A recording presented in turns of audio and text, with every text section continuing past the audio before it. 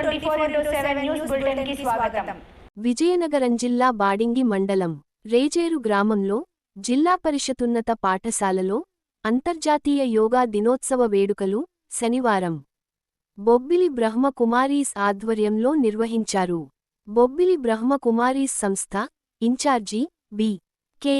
రాజేశ్వరి సుమారు 200 మంది విద్యార్థులకు యోగాసనాలు వేయించి వారి ఆరోగ్యం విషయంలో ఆత్మవిశ్వాసాన్ని మెరుగుపరిచే కొన్ని ముఖ్యమైన ఆసనాలు వేయించారు. మానసిక స్థితిని బలోపేతం చేసే మెడిటేషన్ను చేయించారు. యోగా వలన వారికి వస్తున్న చిన్న చిన్న సమస్యలను పరిష్కరించే విధంగా, ఆత్మవిశ్వాసాన్ని దృఢపరచుకొని విధంగా, జీవితంలో ఎటువంటి సమస్యైనా తట్టుకునే విధంగా యోగ ప్రాముఖ్యతను వివరించారు.